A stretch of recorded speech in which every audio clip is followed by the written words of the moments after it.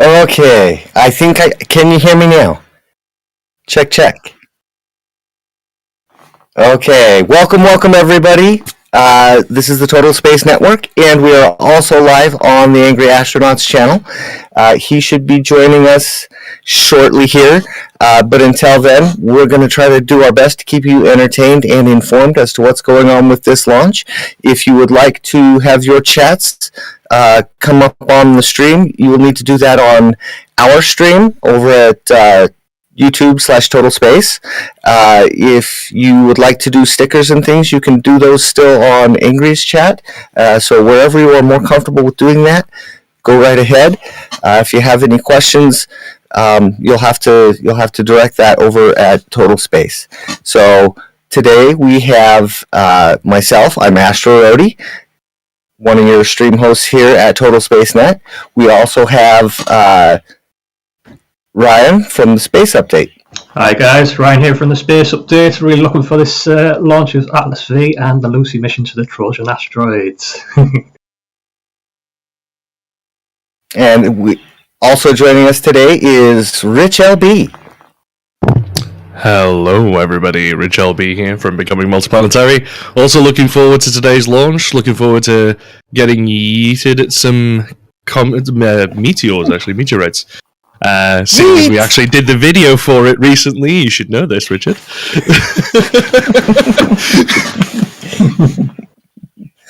Thanks, Rich. Also today we have Mikko from Deep Dive. Hello. Mikko here. And yeah, interested for the Lucy launch, been waiting for it quite a few months already.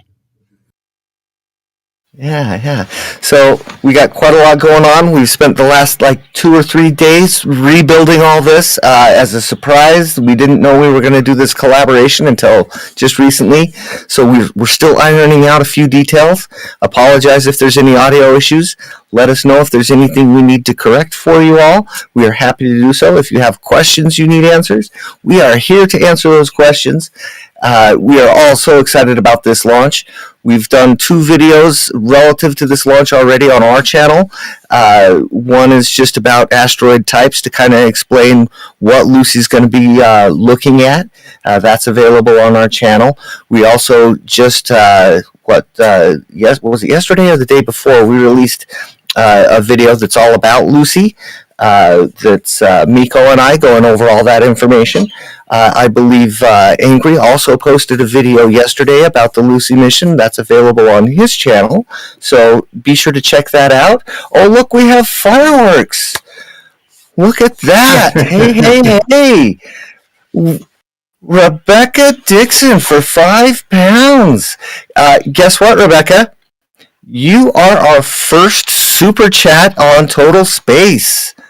So you will be receiving a special gift in the mail at some point as a reward for being our first super chat at Total Space.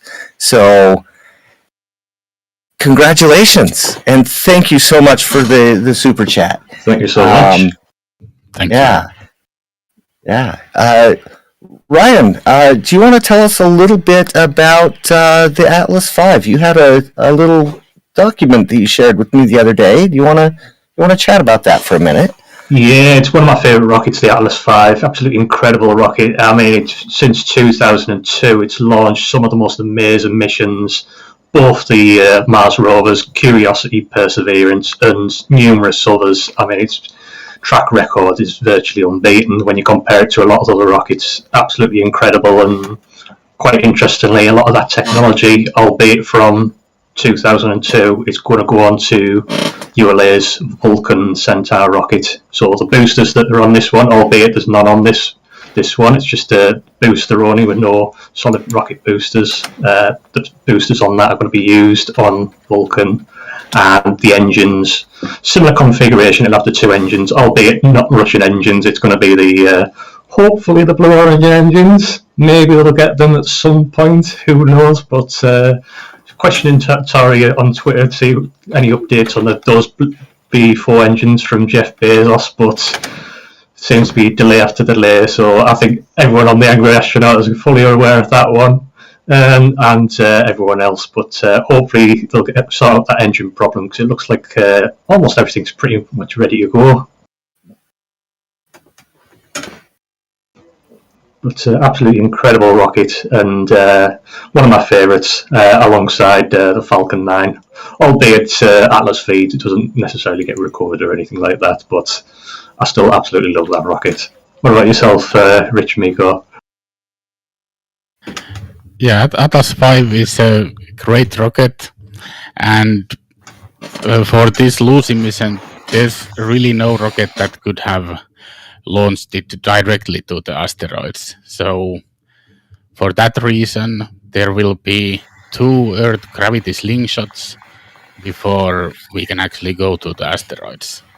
So that's the only way we can get enough speed, and that's why we don't actually need the boosters on the Atlas 5 rocket. And yeah, since it has a spotless record, it's a great rocket to use for this one. So at the time of the mission was released, I think Falcon 9 hadn't flown that much.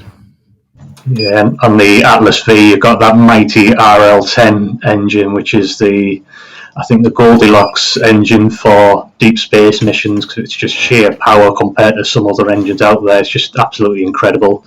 And ULA are just making that better and better. Have we seen on recent missions to do an extension of the actual nozzle on the engine? We saw a little bell ringing in a few previous ones, but it seems like they've hopefully ironed that out. And maybe we might see this on this mission for the RL-10 vacuum engine. Yeah, that's fantastic. So glad everybody's here. I hope everybody's able to have some fun and chat with us and interact with us.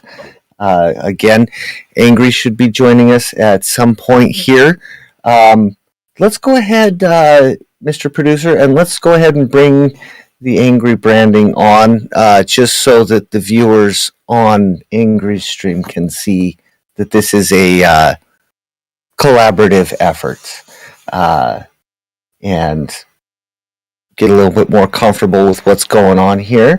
We've got one or two people asking when's the launch going live. We've got a live feed coming soon from ULA and NASA. So at the moment, we're just playing some little B-rolls to keep you guys entertained and have a little sneak peek of what's going on in the background at the moment.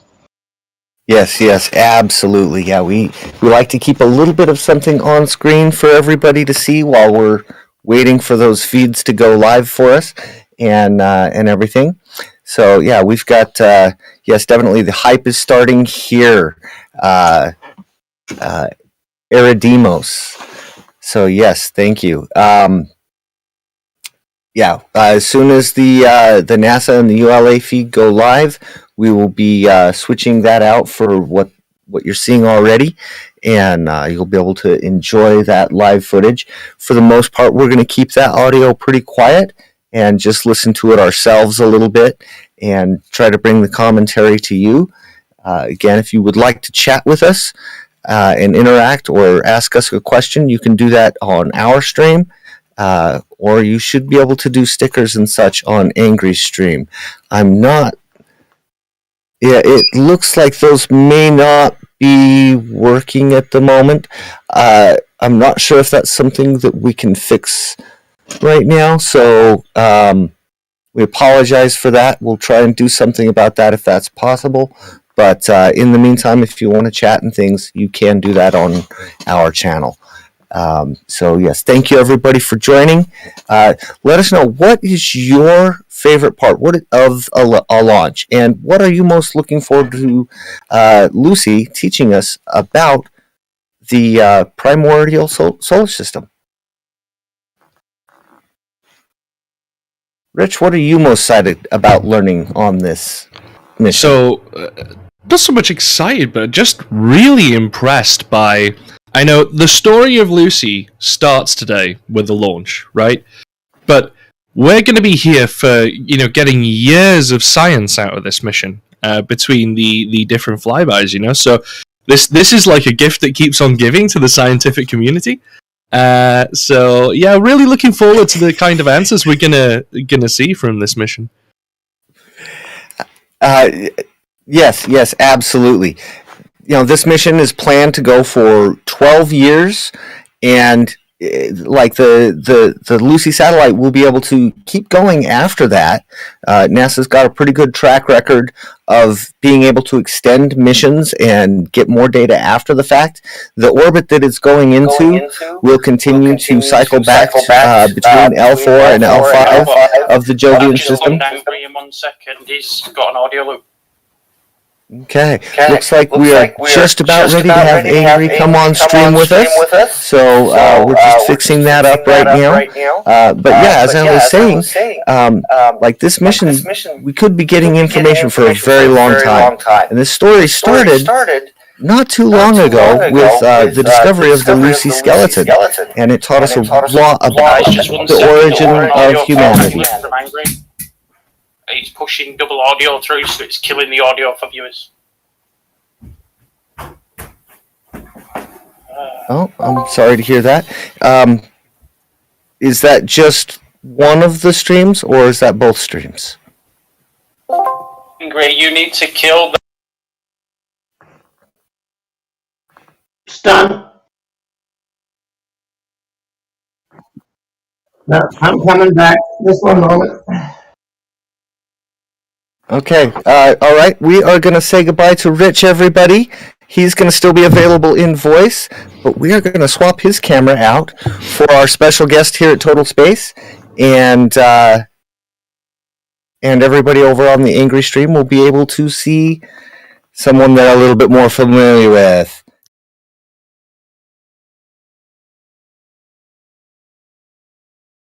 Those things that old people do. Keep going. Yeah, so good morning, a little later morning for viewers in Europe and elsewhere, and then whatever time it is in Australia and Asia. Really pleased to have everybody online. Anybody who's joined up with Total Space on their server, I encourage folks to go over there and subscribe. Absolutely. My viewers were informed to sign on in about 10 minutes. I sent that out on tweet yesterday. However, I could have lots of viewers on for all I know right now. So bear with me. Oh, hello, guys. Thanks so much for tuning in. I really appreciate it. Yeah, yes, again, thank you, everybody, and thanks for joining us today and working with us today, Angry. This has been something that has been kind of on the back burner, working to do something like this at some point, and we just decided, 2 days ago, that this is when we were going to do it. So we've rearranged the universe and made things happen as best we could on the short notice of the plan, but it's very, very, very exciting. One of the viewers chimes in, really love the scope of this mission.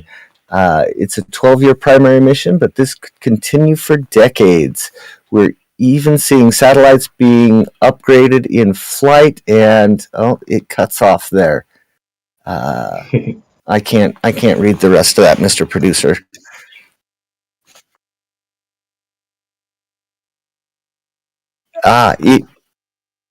Andrew Hickman, thank you. I'll have to scroll over here. But basically, the Lucy spacecraft will work or it can do science as long as it works, because the orbit it's on, it will be stable for about 100,000 years or even millions of years. So I think the tech will fail before that. And it's one thing that can be pointed out also is the fact that Voyager 2 is, of course, the solar batteries are going to give out, but also the transmissions that we can receive at that colossal distance is a very difficult thing, whereas Lucy is going to be hanging around the solar system a bit longer than the Voyager probes did. So, and of course, it's a higher technology probe on top of that. So, yeah, we stand to gain a lot of information for some time from this probe. It's wonderful. And it'd be incredible to see what they find from sending these satellites out. Obviously, they're going to study them because these asteroids were formed around the time of the universe, the time Jupiter was being put together. So maybe they hold the keys for how the universe was created, or how our planets were created, and maybe so much more. What's in them? Is there water in them? Is there precious metals in them? We don't really know. We've studied them to a certain extent, but we haven't actually had a dedicated mission necessarily to literally go there and see what they're actually made of. Yeah. For those of you interested in I'm sorry, go ahead. Whoever I interrupted there. No, quite all right. With this many people, we're going to interrupt each other a little bit. It should be expected. The Lucy mission's going out there. It's going to teach us so much about our primordial solar system. These asteroids have been there a very long time. There's a lot of information out there, and we've tried to consolidate it in the videos we've put out here on Total Space and make a little bit of sense out of it. But there's just really so much information that we already have, and that amount of information is just going to explode, and we're going to learn so much from this mission. I think of all the missions this year that we're launching, this is the one I've been the most excited about for a couple of years now. And so it's just fascinating, and I love the orbit that we're going into. Where, I mean, if you look at it in our B-roll shows it at some point. If you look at it in Jupiter centered, it makes this like figure 8 loop that goes back and forth between Jovian L4 and L5, and it's just a beautiful thing that we have figured out how to do that as a human species. It's just inspiring to my imagination. I hope it's inspiring to all of you out there as well. It's just so fascinating. What do you think about all this, Miko? Yeah, it will be interesting to see the untouched asteroids and how it will affect our knowing of the solar system, how it all came to be. I would expect we will write some science books after this mission. What I pointed out in a video I just released yesterday about the topic, it was a re-release from several months ago. It was a practical aspect that's very seldom talked about. At Harvard University, a team of researchers came up with an idea of putting a base in the Trojan asteroids for the purpose not only of mining and that sort of thing, but also in terms of keeping an eye on the solar system for the defense of Earth. It would be far easier to launch kinetic penetrators, interceptors, that sort of thing for incoming asteroids, comets, that sort of thing, and also to observe things in the outer solar system that could threaten the inner solar system, give us not an advance notice. And then on top of that, any LEO, or rather a near-Earth object, NEO, that the orbit of those objects oftentimes takes them out too close to the orbit of Jupiter, and they slow down tremendously once they reach that point, and it's much easier to intercept them out there. So I like to always think way outside the box with strange ideas and to look these things up. But I have that article linked, by the way. So it was a fascinating project. Maybe Starship trundling out there, landing on one of them, maybe. Absolutely. So we have another chat comment coming in. Jared Lemon asks, what are we paying for this Atlas launch compared to what it would have cost on a Falcon 9? So every company has different things that they're really, really good at. SpaceX and the Falcon 9, the thing they're really, really good at is of course, the reuse of the booster coming back down and landing on drone ships out in the middle of the ocean, which is fantastic.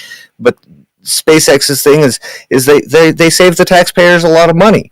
with ULA, their thing is orbital accuracy and placement of the payloads. They have worked really hard to be able to put things in very, very specific orbital paths, and that's the thing that they have focused on.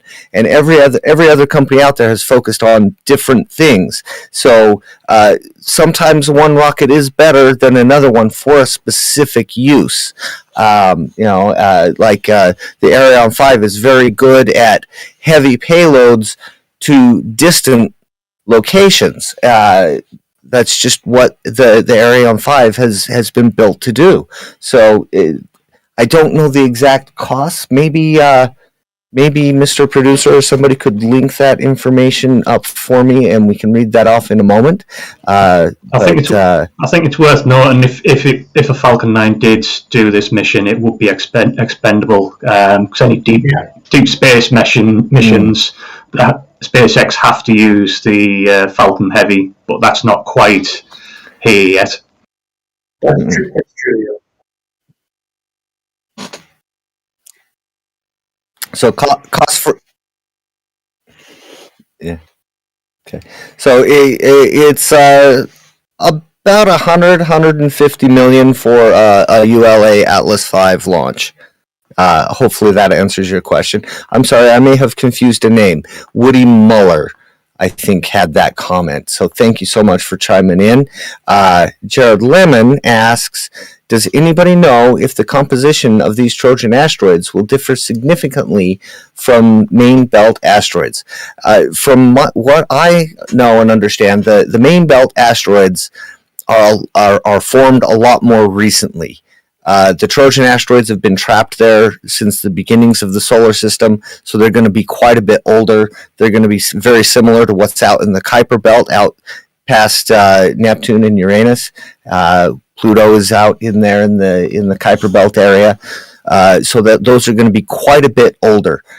So the composition will be different ratios of probably very, very similar compositions of materials, but they will have been there longer, and it will teach us different things.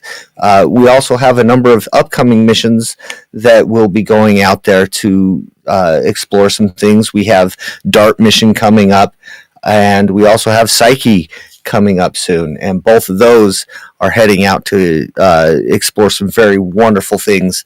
DART's going to actually try and redirect and the orbital path of an asteroid by smashing into it. I mean, how cool is that? Absolutely incredible. Also, to follow up with what you said about the Kuiper object, Asteroid, we've spotted cometary tails in the Trojan asteroid. So, yeah, these bodies definitely have cometary companions of some kind. We don't know how many. We don't know how large they are. Lots of question marks on this mission that would be great to answer. So, yeah, that is a big difference there with the asteroid belts, is the fact that we have, we at least strongly suspect cometary bodies in the Trojan asteroids.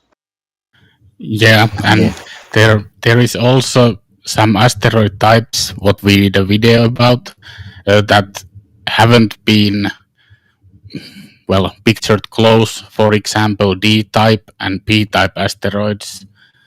Those haven't been investigated properly. I think the NASA mission went to an C-class asteroid, and the first Hayabusa went to an S-class asteroid. So yeah, there's quite a lot to learn there. Absolutely. Another one from Woody Muller. Are some of the objects of trapped in the Lagrange points comets rather than asteroids?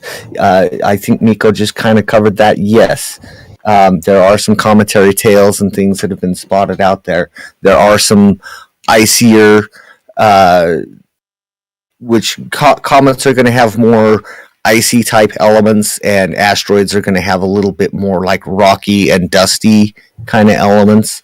And their orbital paths will be slightly different. That's the 2-cent answer to that. So maybe also, some more commentary. Oh, Rich. Mr. Narrator here now. Just to be a bit more specific on that answer, on February 25th, 2021, JPL had spotted a comet nearing the Jovian asteroid system. So, just a little bit more of an expansion on that answer for you guys. And yeah, I'm still here, don't worry. Thanks, Rich. Startled me a little bit there. So I hope that answered your question, Woody. Andrew Hickman, would Falcon Heavy be too powerful to launch Lucy? Thinking about vibration and etc. during takeoff.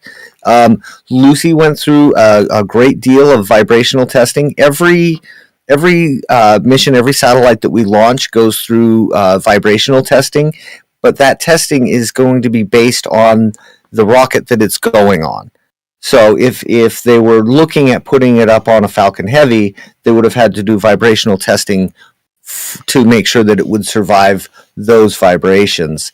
If that answers your question, well, happy to clarify that a little bit more if you need, Andrew. Thanks for chiming in. It probably could have went on Falcon Heavy, but obviously ULA have got that contract, so hence why it's on that rocket. And these contracts are always decided years in advance. So if obviously, I don't know when this contract was actually won. So one of the guys in the background probably dig that up when the contract was actually won for the Lucy mission. But I imagine it's a good few years ago, because all the Atlas V launches are now sold out until 2022, 2023. So no more Atlas V launches beyond that.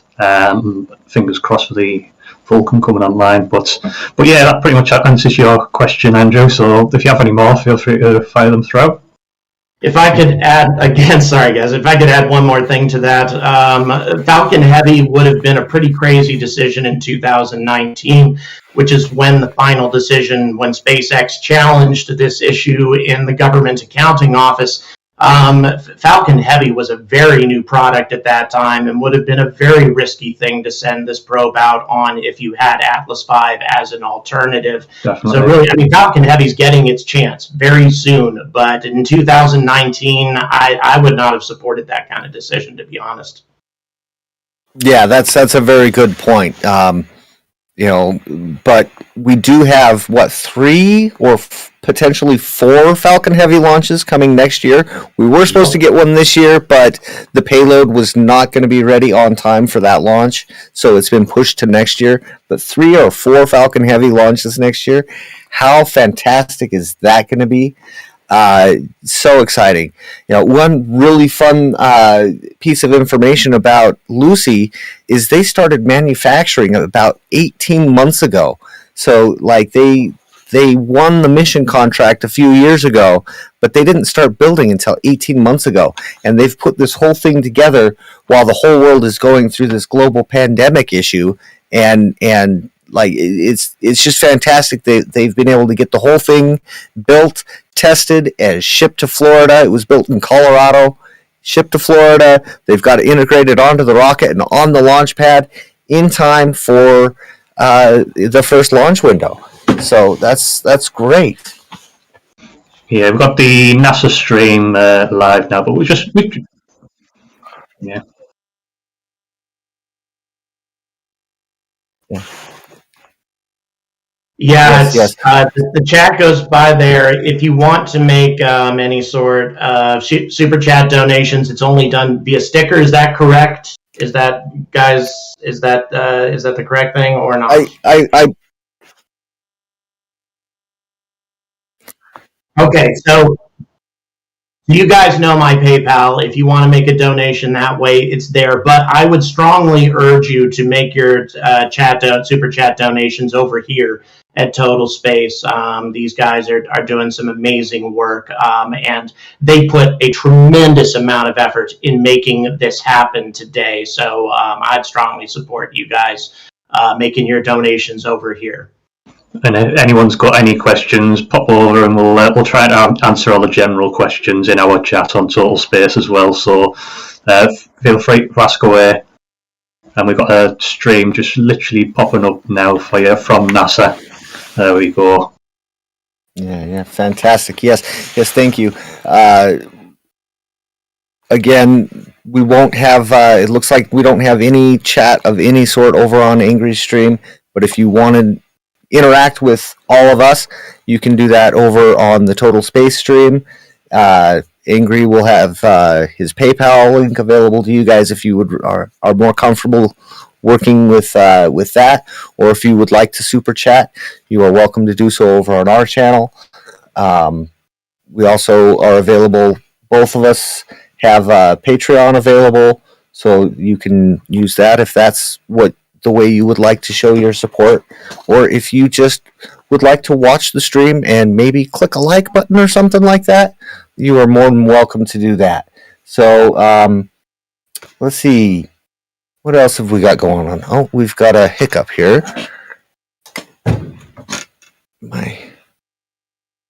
We should have the Refresh. official footage through in a few minutes or so.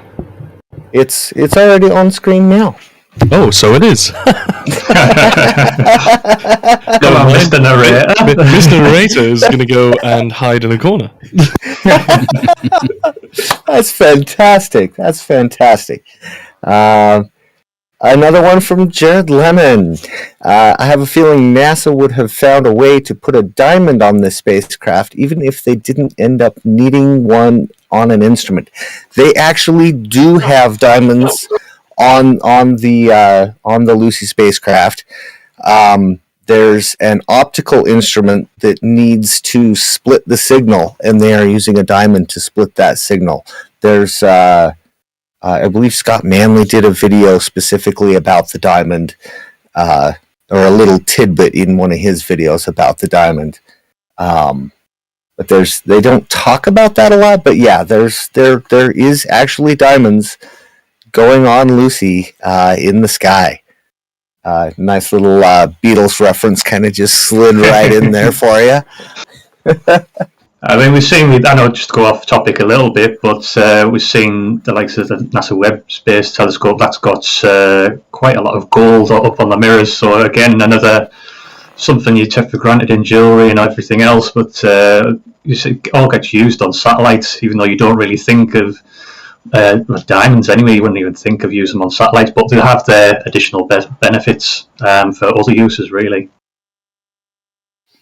Yeah, Jared, I'm getting a note here. It's the Far Infrared Spectrometer instrument that is acting as a beam splitter that has that particular diamond that we were chatting about just a minute ago.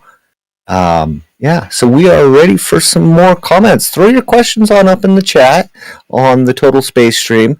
And if you just want to watch, Angry Stream is a great place to do that. So, Miko, what's going through your head right now? What's exciting for you about what's going on? Yeah, as I mentioned before, it will be interesting to see how our understanding of the solar system will change. I mean, there will be so much more to learn, and I think books will be written again. Yes. What about you, Angry? What are you excited about here? I'm amazed by the engineering accomplishments. When I put out my first video on this topic 4 months ago, I named October 16th as the launch date, and that is indeed what is happening. I mean, how often do we see that from any launch provider? How often do we see that from any space agency? We're going up on the day that was anticipated, or at least that is the intent today. That is amazing, and the fact that we're hitting multiple targets, only a few hours each during these flybys. I mean, there's so much engineering, so much sophisticated mathematics involved with this that really pushes back what NASA has been able to do in the past. I mean, that's simply astonishing, and if they pull all of this off, it's really going to be their finest hour. Absolutely. Just to expand on that, we have a 23-day launch window, and every day at about this time throughout this 23 days, we can launch. So if for any reason we don't lift off today, we have a little bit of time to work with, and if for any reason we are not able to lift off this year, we have another launch window in a year. We'll have to change what science and what orbital path we do a little bit, but we can still launch next year and still get a lot of great science out of this mission. So as long as we get off the ground and into orbit, we will be learning a lot of things with this mission. So it's fantastic. Go ahead, Ryan. I've got a question from Phil Rogan on Lucy. Do you think Lucy might find interstellar objects hanging around at the destination where it's going to be looking at the Trojan asteroids? Or interstellar objects? Anything else? I like that question. That's cool. Yeah, I mean, go ahead, Angry. If I could take a stab at it, interstellar objects by their very nature are going to come in at a massive velocity, and even Jupiter's gravity might be hard-pressed to corral them. We saw that with Oumuamua. We also had, I forget the name of the cometary body that showed up afterwards that was interstellar, but anything that comes into our system from outside is going to be traveling incredibly fast. It's one of the things that make them stand out like a sore thumb. So unless there happens to be a corresponding velocity between our solar system and the speed that this object happens to be orbiting the galactic center, which could happen, that could happen, then yeah, it could end up there. But those are rare. Those are hard to find. Yeah, absolutely. So we probably will see things float through the Trojan swarms, but they're not very likely to get stuck there, and the Lucy spacecraft would actually have to be there when it comes flying through. Most of what we know about the Trojan swarms is most of those asteroids have been there for a very long time, and not too much has been, as far as we know, trapped there since the primordial solar system. But Lucy's going to tell us a little bit about how long some of those things have been there, hopefully. So I hope that answers your question. Got a launch. Rich, do you want to do your own question there? I guess. What is the average airspeed velocity of a migratory Atlas V? We're waiting. No, I just love the reference. That's all. You think I know that off the top of my head?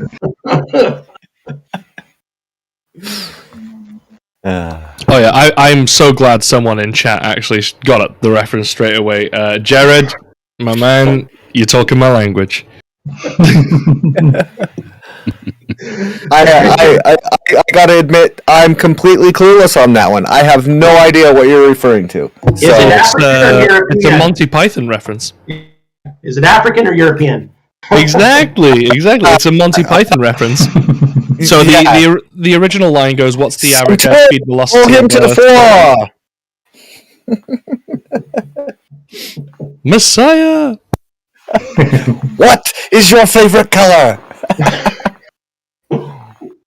We're just about 18 minutes away from launch. We've got a potential hold just before we go, but not too long to wait now, guys. We should launch very soon.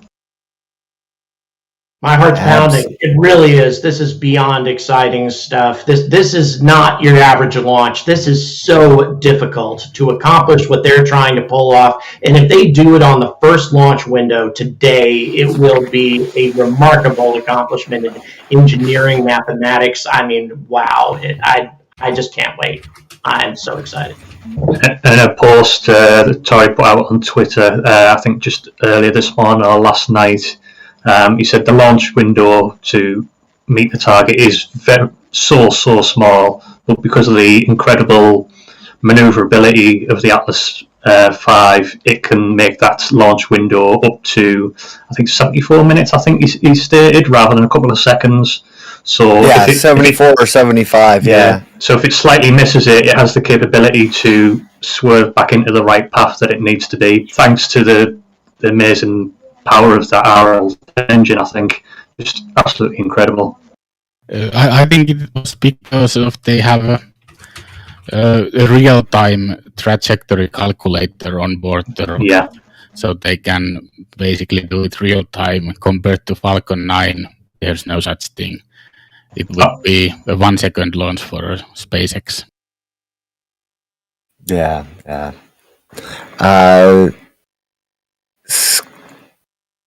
I'm going to butcher that name. I'm just going to call you Scott. How long will Lucy testing calibration period be after the launch before the team can start doing science? So after 2 slingshots past the Earth, which will take a couple of years to accomplish, it's going to go out past one of the asteroid belt asteroids that they have named Donald Johanson, who is one of the archaeologists that discovered the Lucy skeleton. And that as they fly past that asteroid, they're going to calibrate the cameras and the various sensors and things, and like they're going to just do it on the fly. And then in 2027, when they actually get out to L4 and hit the first asteroid there, they should have everything up and running by that time. So it's not like there's a waiting period for the instruments so much as a waiting period to get there. I hope that answers your question. Go ahead, Mr. Narrator. Just to expand on that a little bit, the 2 gravity assists, one will happen next year, and the other will happen 2 years after that. And then once we've got those 2 gravity assists, in 2025, it will encounter its first flyby with 52246 Donald Johanson. And at that point, that is when it will be calibrating its instruments on Donald Johanson. And then from there, it'll be another 2 years before it arrives at the L4 Trojan cloud. So, to answer your question in short, 4 years to get there, and then that's when they calibrate, and another 2 years before they actually start doing the science on the first cloud.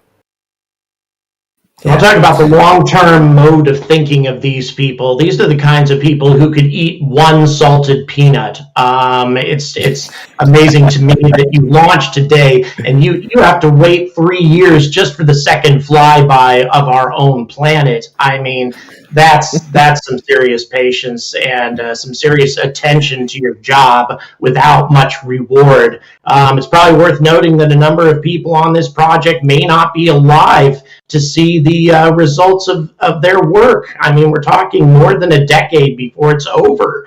So yeah, I mean, this is some serious dedication from some very talented people. I mean, NASA still blows my mind. They really do. Regardless of how much criticism they may take, they still blow my mind.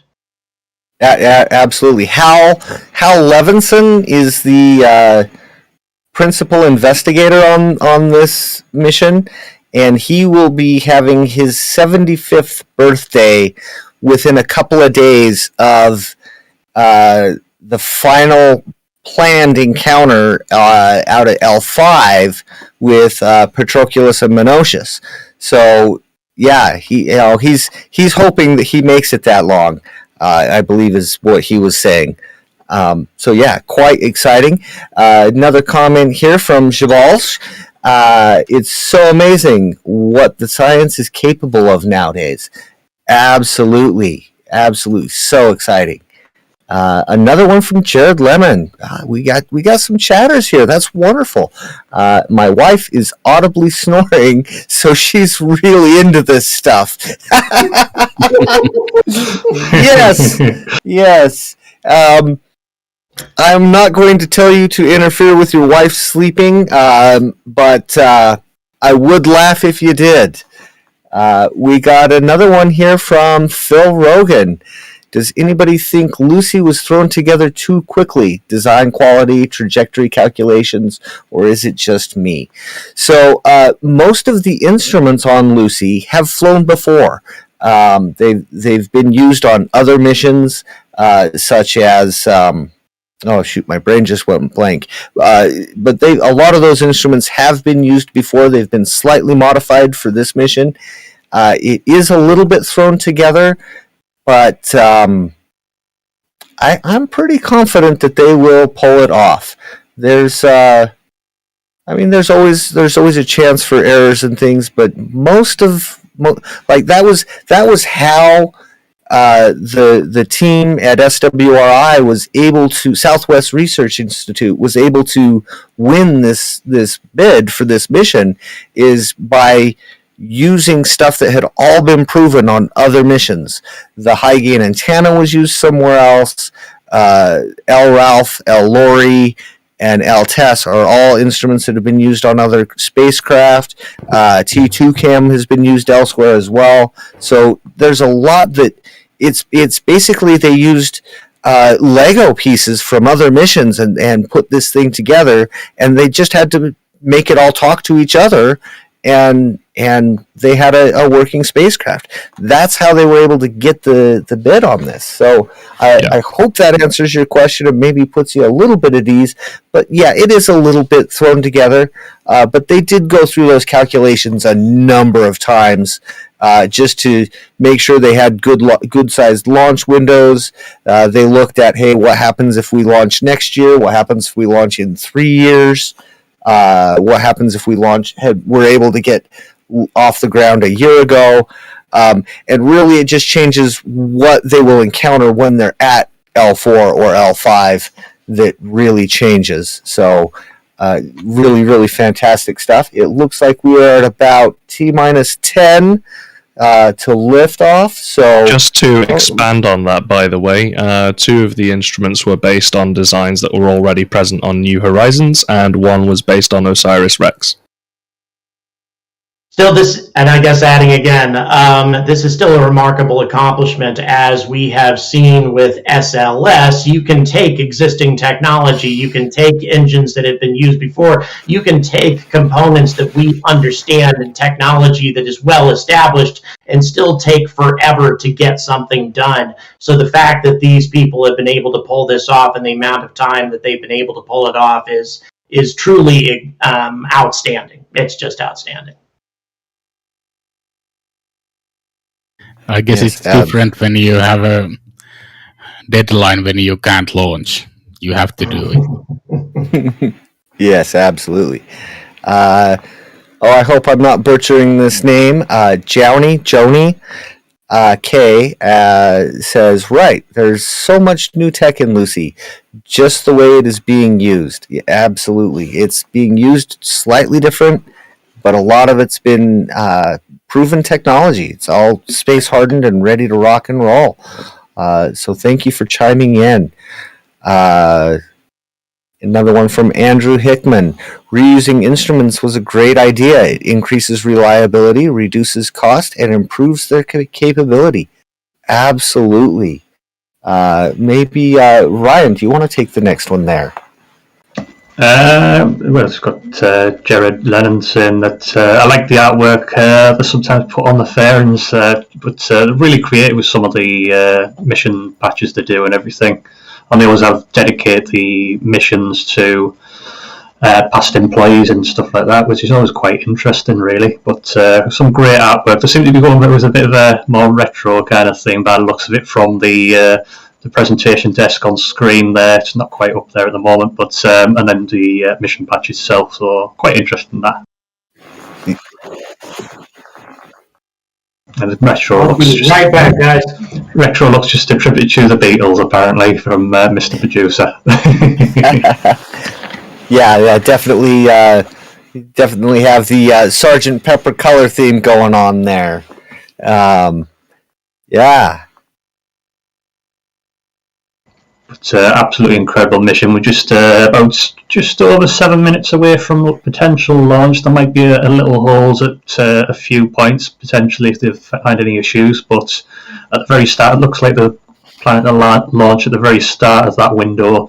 So hopefully get a launch reasonably soon, and we can just see that raw into the early morning sky over at I believe Cape Canaveral. That one. Yeah. How is the audio for everyone? Are we sounding a little bit full? We have Kage chiming in on our Discord saying that we sound a little bit full. So would the audience agree with that? Do we need to make some adjustments for you guys before we lift off here? Let us know. We're happy to try and make a few minor adjustments to that. We want to try to bring you the best quality stream that we possibly can, and unfortunately, we ran out of time to run all the testing that we wanted to do with this, so we were not able to do that, and we are happy to make adjustments on the fly if it is necessary.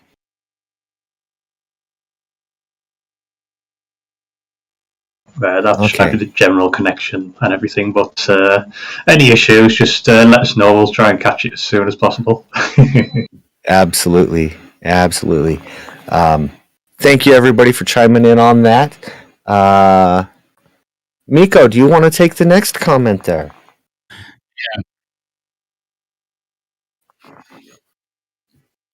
Giant Dad is saying you guys are great at interacting with chat. Well, we don't have too many subscribers yet, so we can interact with you guys.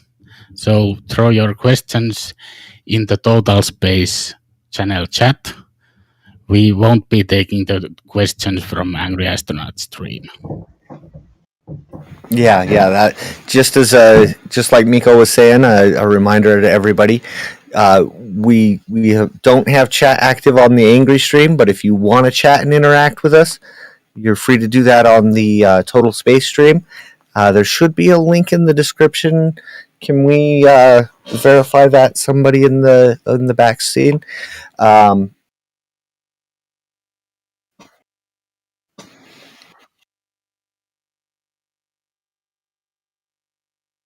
Please do. And once again, guys, I urge you to follow along here at Total Space. These guys, as I said before, put a colossal amount of effort into putting all of this together, and I did precisely nothing except show up. So, guys, come on over to Total Space. Put in your chats here. For my Discord supporters, I just brought up live stream Q&A. If you really want to put in some questions there, I could do that, but I suspect that only a small percentage of people watching are on the Discord server. But if you want to go that way, I'm fine with it. Yes, come on over. We have cookies.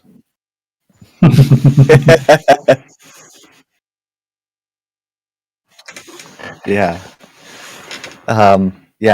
Super chats are available on our channel. If that's the kind of thing you're into, they are more than welcome. We do have some on-screen graphics we can throw at you for that if you want to see those. They have to be triggered. So yeah. We actually had one trigger earlier on. Please throw in a chat. Yes. Please throw in a super chat for him. Definitely. They deserve it for all this work. I mean, come on. Yeah. Please support them if you can.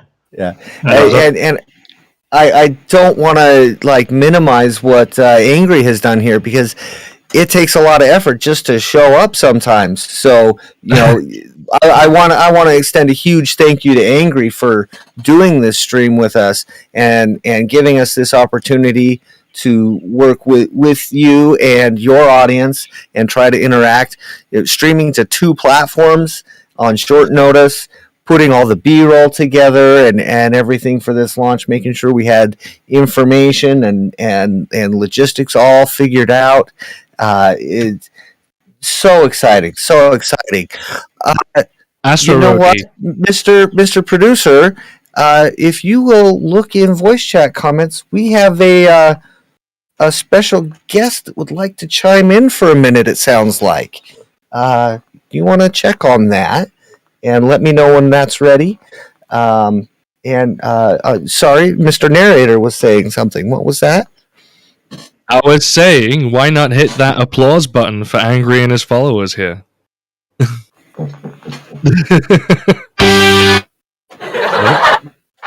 There's the one. There we go. Thank you. Well, that was an interesting transition. Yeah. We have Hello. a Hello, folks. Long time no see or talk, or well, both, I guess. Now it feels like a BM episode now. Hi, and welcome to Becoming Multiplanetary. My name is Rich LB, and with me today we have... Hello, my name is Kage, and I'm also one of your, former co-hosts. Yeah. So, so I just thought I'd stop in and say hello. I've been a bit of a stranger to the Total Space audience for a while. Long and short of it is, I have a whole lot of things going on in personal life and just needed to spend some time on that and realize that, and folks in the audience, I don't know how strongly I can stress this point. Wow, does being a content creator take a lot of time?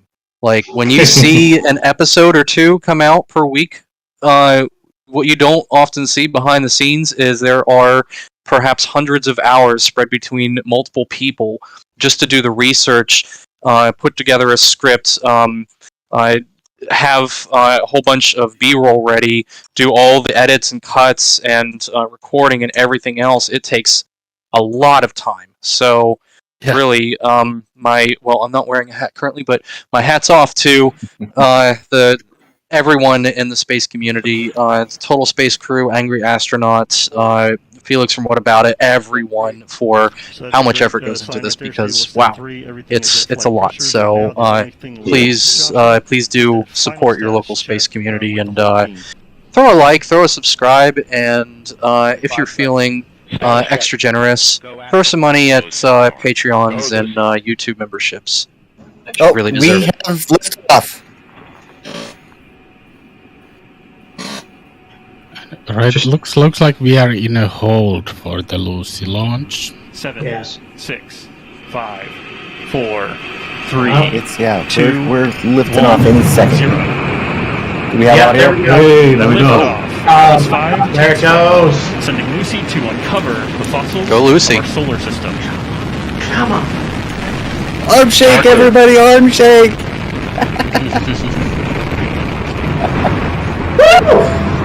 Look at that! Utilization has gone to close control. God, I wish I was there. The vehicle has begun to pitch yaw roll. So beautiful. So beautiful. For those of Now, you just 30 joining, this seconds is into flight. a mission Vehicle to is 0.6 miles an hour a few of the asteroids, Traveling both at in front of 939 and miles per behind hour. Jupiter, right? Yeah, absolutely. Heading out to Jovian L4 and L5. It's going to take a 180 few years performance to get continues there, to look good at this time. but that is the destination. RD 180 engine roaring away. Beautiful. Pressures are Beautiful. in Godspeed. Godspeed. Go Lucy, yes. Wow. Look at that baby go. I just want everybody to know that Jared Lemon is standing for this. Now at T plus 7 I am standing for this too, but that's only because I'm cooking paella right 2 now. miles down max distance, traveling at 1200 miles per hour. Mach 1, Alice is now supersonic. Did we just hit maximum atmospheric pressure? Have we hit that yet?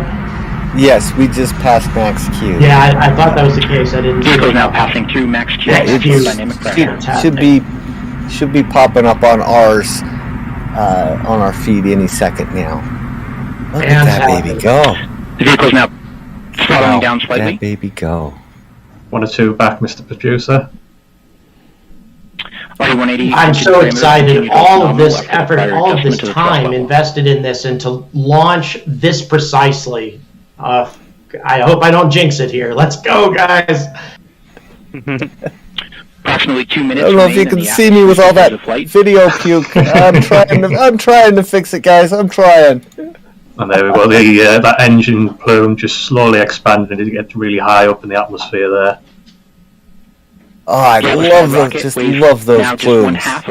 One of my favorite things. 2,600 pounds per It'll second. be shortly followed in around about a minute or probably less, and then we just main engine cut off, and then just closely followed by stage separation. Nice.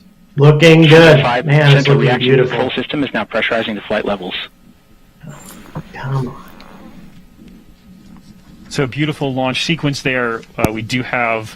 I'm really hoping you guys don't or see so a to go with the live booster and in in-person operation. heart attack here, Getting, because I am Lucy So now just nervous under as 3 all minutes get into out. flight. Atlas is. We've had your medication, so you're alright. I think the only launch I'm more nervous for is coming up this December, and that's JWST. Yes. So Lucy, Because we have been waiting so long, so many delays for that thing to go up. Towards And if have a super chat. Sorry to interrupt. At this time. Oh! Right, super chat for $5. And Gary's actually over from Angry's channel. Thanks, Gary. Thank you, Gary. Thank you. Thank you. I urge all the viewers to do this if you The main engine is can. now You're the throttling best. to maintain a constant 5G acceleration limit. There's some fireworks for you, buddy. We're gonna Thank see you a few things so happen pretty much. Rapidly, the booster will cut off just after 4 minutes, And and then within the next 15 seconds, after that, we $5 should may see not seem the like Atlas very separate much, from the but Centaur, I tell and you, then the Centaur entering every back towards its first penny burn. makes a Centaur huge has difference. begun the boost phase children So sequence. thank you so much, everybody who And is just here watching, regardless of which channel you're watching on. Just watching is such a big help to any content creator. Those like buttons, they make a big difference. Any sort of chat interaction in Stage separation. Sorry to interrupt you. Stage separation. Woo! So we are watching Look these at things that go. in animation, Yeah. happening, they're happening in real time as well. RL10 engine lighting up For there. the first burn. Yes. All right, so there we go. We should see the fairing jettison Usually here. get onboard video, but nothing There we on go. this one by There the goes looks the of it. fairings. There goes the fairings. Oh my All God, right, this Nick, is so going that well. wraps up the first round of major milestones here. Still very much in the middle of Fantastic. dynamic flight. So on its way to Jupiter, is it going to be doing any scientific missions other than just instrument checks? So walk us quickly through, Mick. What are we looking for? There will in the be next- instrument in this checks tournament as next it one? flies by This one's gonna Donald end with, Johansson Miko, in the getting, asteroid belt. Centaur and Lucy And then into once it its gets to park Jovian orbit around L4 and Earth. L5, And then we will then get into a lot of what Mars it's 2, doing which will get us into be that transfer infrared orbit, getting spectrometry Lucy on its work way. and just Awesome. So photo that's gonna do work. it for now. Finishing up But the there's initial still launch quite activities. a bit of Everything sounds like information it's that we going can perfectly. learn out of that. Daryl, back to you. Thank you, Joshua and Mick. A beautiful launch out here from our It's vantage absolutely point. fantastic Incredible. launch. All right. There we'll probably see Lucy it do was built a at the long Lockheed burn to get it up facility into in orbit. Colorado before For arriving the at the first Cape round of Canaveral burns Space by the Force looks of it. Station for launch. Engineers at I Lockheed's particularly like Waterton this facility commentary used from lessons Clark Kent learned at from NASA. prior spacecraft like New Horizons and OSIRIS-REx to build Lucy. And in July, Lucy And was another packed super up chat and from flown Phil. on Thank board you, a Phil. Absolutely. Thank you, Phil. Thank you. Thank you, Phil. Thank you very much. Yes. Another, and again, 8-pound super chat. Yeah. Hey, look, more fireworks. Woo! Got rockets and fireworks, everybody. Rockets and fireworks. What more do you want? Arm shake. Yeah, thank you so much, Phil. That means so much to us. You know, every little thing, all of it put together, is what makes it worth doing all the work that Kage was talking about earlier. It really does take a lot of work, a lot of time, a lot of dedication to be a content creator and bring all this to you guys. So, Actually, let's put that into perspective a bit, Astro Roadie. How long were we up until last night producing the countdown video for this stream? I've had about 4 hours of sleep. Yeah, about the same. We went live at 2:30 a.m. my time.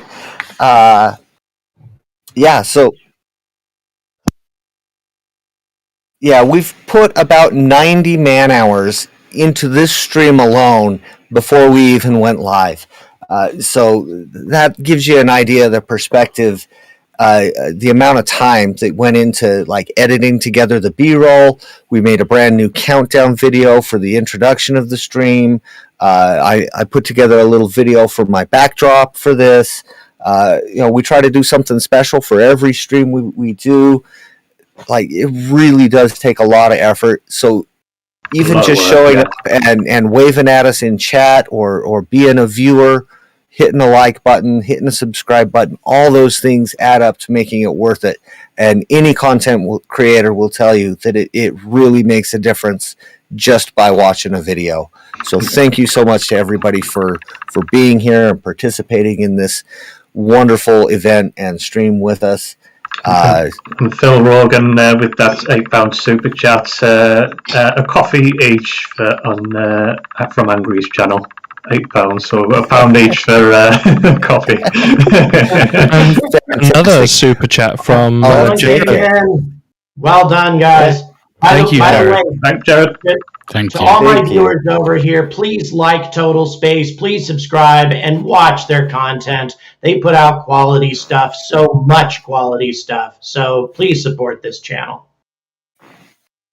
So on that, what's everyone got coming up? I'm working on a video that I actually wrote a script for quite a long time ago. And I actually made a video using the script. I've just modified it with a little bit of new information and a little bit different format on Lagrange points. I was hoping to have that published last Tuesday, but getting the Lucy video done kind of consumed a little bit more time than I thought it would. So I haven't even had time to turn the camera on and record it. So hopefully sometime in the next few days, we'll have a Lagrange point video on our channel coming out. Also, on Becoming Multiplanetary, we don't have a date yet. However, they can tell you that the next Becoming Multiplanetary episode will be a live one with a special guest. That's all I can say for now. However, please look forward to it. And yes, that will be very exciting. Ryan, you were going to say something. Yeah, and as always on Wednesday, I'll have the latest roundup of space news and launches and everything else, and I'll keep you up to date with Lucy as it goes, as always, every week. So watch out for that, and some little interviews working in the background. So keep an eye out for those coming soon. Another super chat coming in from Europe, I believe. Thank you so much. Yoni, is it? How would you say that, Miko? Yoni. Yoni. Yeah. Okay. Yeah. Thank you very much. Finnish name. Good job. Good job putting this together. Thank you so much for the. I don't know what that symbol is, but thank you so much for the $5. That is Euros. such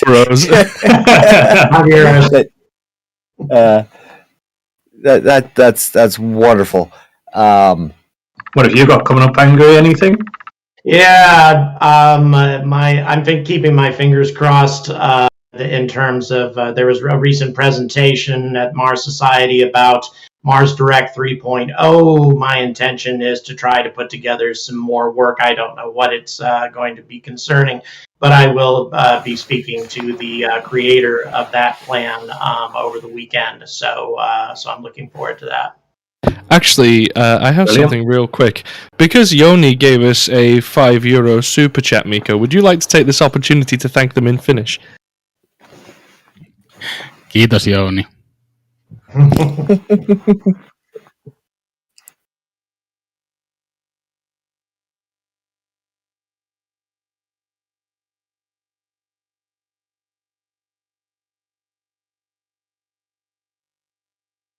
So far, the burn seems to be going fine. Yeah.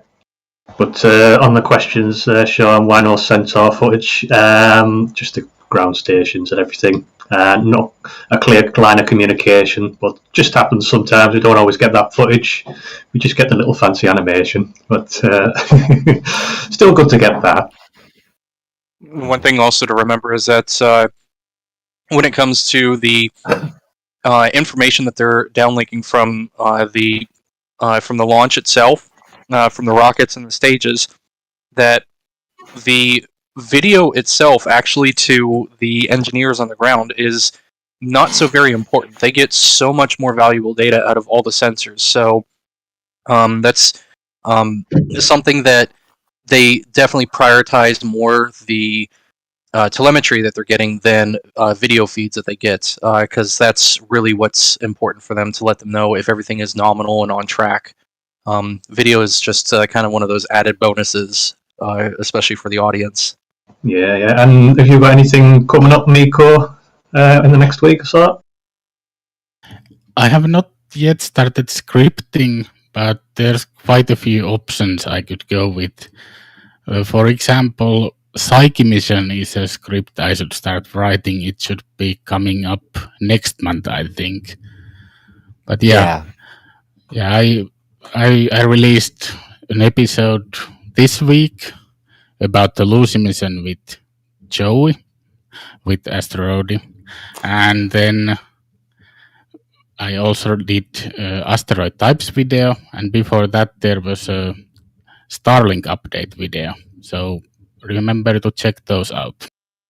Yeah, absolutely fantastic videos. So make sure you go and check those out, guys. Yeah, we put together.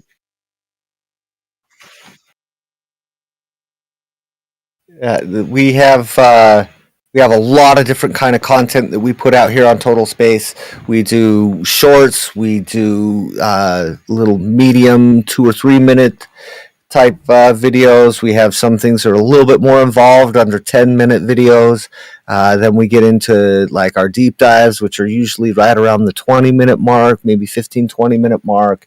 When we get into our becoming multiplanetaries, that can be up to 45 minutes. I think our last BM we actually split it in half because it was a little bit on the longer side.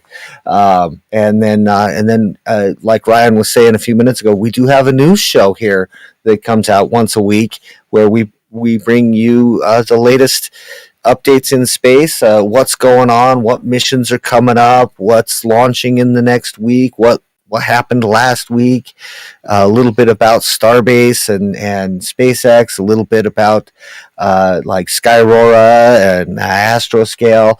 We also do a lot of interviews and things here on the channel. We have some great interviews in our backlog with Rocket Lab. We had Richard French we interviewed from Rocket Lab. We have some stuff on James Webb Telescope. We had Dr. Jonathan Gardner that we interviewed. So many just we've got hundreds of videos on our channel, and we're not a very old channel, so we bring a lot to you. And if there's something you would like us to do a video on, feel free to let us know in the chat or in the comments. We'd be happy to bring you a video on a topic that you're interested in that maybe we haven't covered yet. And this year is actually our one year birthday, and we got another super chat there, £10. Oh, thank you so much. Fantastic. Thank you so much. Shuffle Boil. I think that's what that is. Thank you so much. Another tenner. Any questions, Shuffle Boil? It says great work, guys. Thank you so much. We appreciate hearing that, and thank you so much for the super chat. Fantastic, absolutely fantastic. And fireworks all around. Go ahead, Ryan. Just to note that this month is actually 1 year of us being pretty much active as a channel together within reason. I know some of us came in a little bit later on, but 1 year, just absolutely incredible what we've done and achieved, and within the space of 1 year, and where we'll be next within the next year, who knows. I just can't believe it's been a year already. Genuinely, it doesn't feel like it's been a year. Absolutely, yeah. I remember seeing, what was it, a week or so ago, was when the team originally formed. We had our 1 year anniversary a week or two ago, and I haven't been on the team quite that long, but it's just been such a fantastic adventure and journey over here. And Angry, you've been doing content for a little over 2 years, and as of December, I'll hit the second anniversary for my channel. So almost 2 years. So yeah, not too much longer than us. So it's just fantastic that we've got two channels here that pump out so much content for everybody. Just fantastic. Yeah, that's true. That's true. It was actually a snood I got from Stonehenge. So I've just seen Stinger in chat saying 1 amazing year, guys. Yes, it has been, Stinger. We love you. We love you very much. We miss you, and we really enjoyed having you on the last stream with us. Can I just say how much I love the animation behind Miko right now, and how it looks like it's giving him Mickey Mouse ears every once in a while? Hey, I've got that same animation behind me, buddy. Well, you're positioned slightly off center, so it doesn't quite have the same effect. Yeah, it's Asteroid. Miko just gets that halo effect occasionally, and there's the Mickey Mouse ears. There we go. All hail Miko.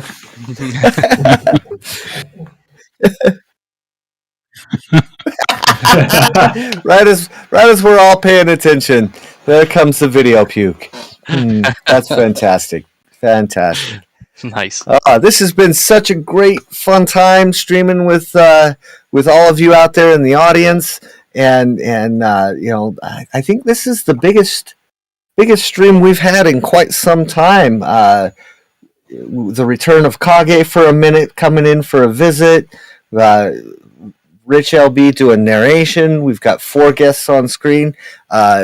Also a collaboration. Thank you again, Angry, for joining us and doing this collaboration with us. I hope it's something that your audience enjoys as much as our audience does. Thank you, everybody, for participating in this, whether in front of the camera or behind the scenes or in front of the screen. Thank you so much, everybody, for joining us for this wonderful launch mission. Would anybody else like to say something? Yeah, just wanted to. Go ahead. Oh, sorry. I just wanted to say thank you all for letting me pop in real quick. I actually have to run to take my dog to a vet appointment, but yeah. So, yes, thanks for stopping by. I'll catch you later. Thanks for dropping in, Kage. Yeah. See you folks around. Take care, buddy. Take care. Once again, to emphasize, this is not over yet. Obviously, we still have further burns to take place here and such to make certain that everything is on course. But all of this is incredibly. It gives me a lot of hope. That's for sure. I feel very confident about this mission at this point. How does everybody else feel, given that we're at this stage? We've got stage separation. We got the fairings taken care of. We've got Miko, etc. How's everybody feeling about this? Good. Yeah, main engine cut off is all done. I think Lucy's just in a coast phase now with that RL10 engine, so just waiting on the second burn, but that'll be quite a bit later on, I think. But we're just hanging around for any more questions you guys have got. Just hitting on below at the Total Space Network channel over here. So if anyone on the Angry Astronauts channel wants to ask any last minute questions, feel free to nip over and drop them in there. And as always, like and subscribe right here on Total Space.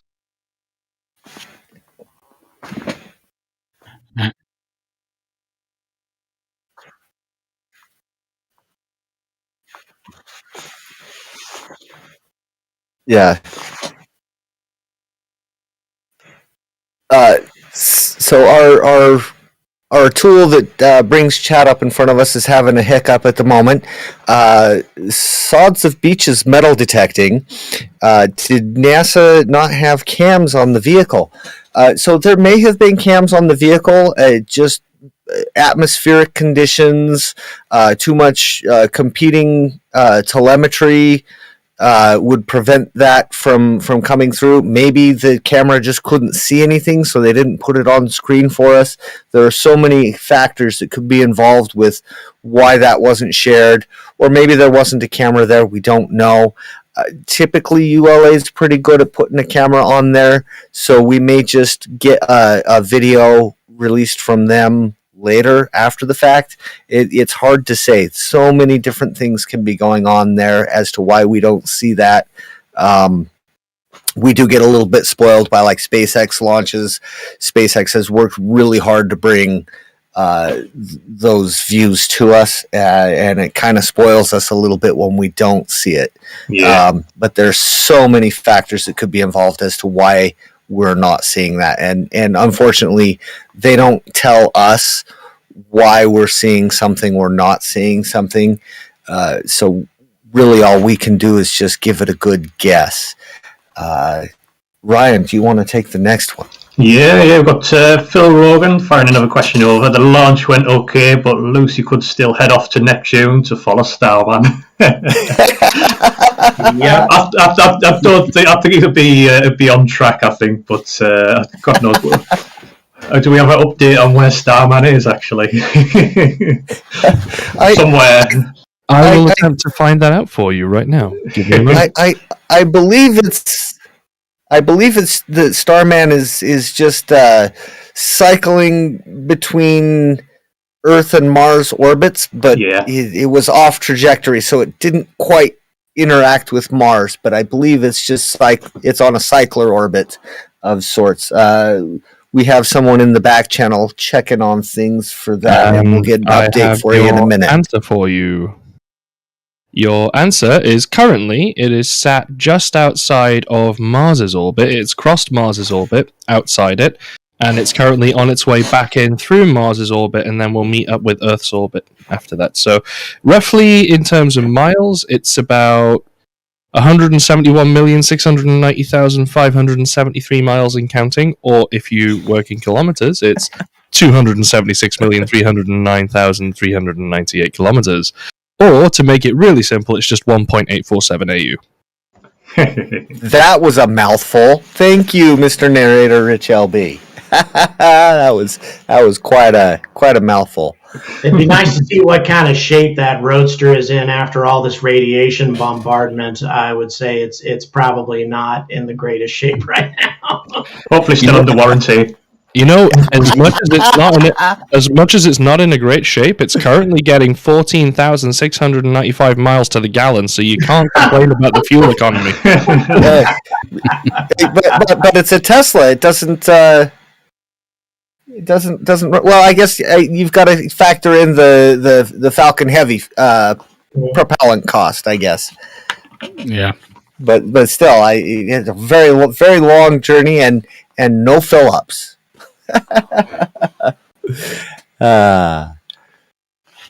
I see that on the Discord. The Junie, the paint job on that roadster might not be the best shape anymore. After all that radiation. Yeah, a little bit of radiation might give it a little bit of a special effect on the flecking paint. And Sean, AUs make a lot more sense. And J-Rock Geo, thanks for subscribing. Yes, thank you so much.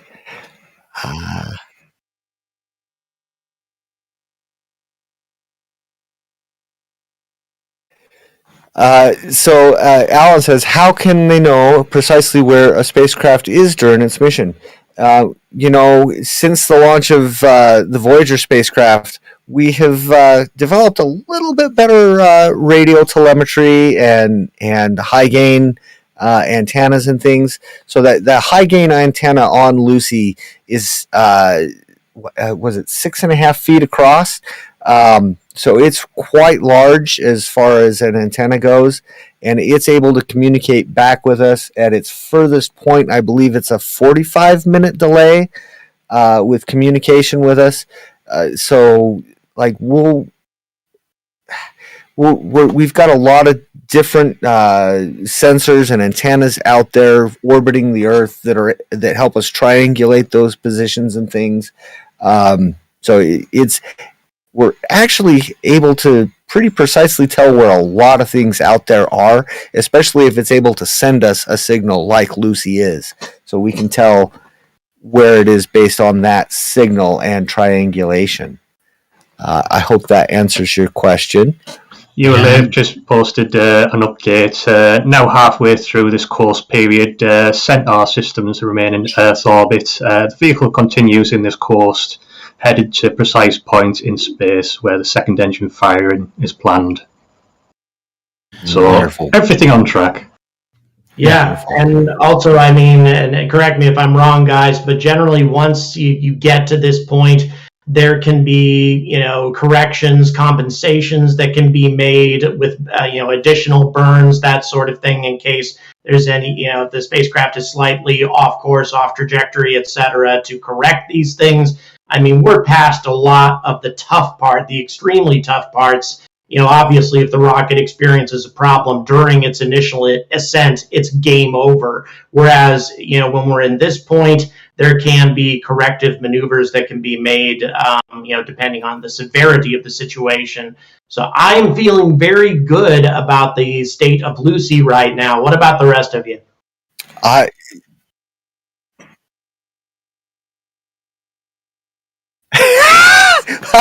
Well, he probably has a 100% score, Jude. I would guess. So I'm going to say yes. Starman is probably a beta tester for full self-driving. That is a fantastic question, and good to see you, Jude, back over here. We've seen you quite a few times on our streams, so so great to see you. I was going to say something, but I lost it, so go ahead, Miko. Yeah, and to answer your question, when's the first gravity assist? So next year, Lucy will get a boost from Earth, and another one 2 years after. A little while to wait. Yeah, a little while. Back to what Angry was saying a minute ago. Lucy has a lot of fuel and propellant on it in order to make corrections and things. Also, the second stage has some fuel. It's going to do one more burn, and then we'll have separation from that. And there's plenty of fuel on board for corrections and things. And every point along the way in Lucy's orbit, it's going to make adjustments and corrections to its orbital flight path in order to make sure that it hits the targets that it's aiming at and hits the Earth in the right way to slingshot around for the next pass. So as long as there's still fuel left, there's a lot of science that Lucy will be able to do. And as soon as we have separation from the booster, it's going to be thumbs up for the whole thing, as far as I'm concerned. And things can go wrong, but we've seen a lot of great success stories coming out of NASA. The spacecraft was built by Lockheed Martin, who also has a pretty good track record of success and things. So I hope that kind of clarifies any questions out there.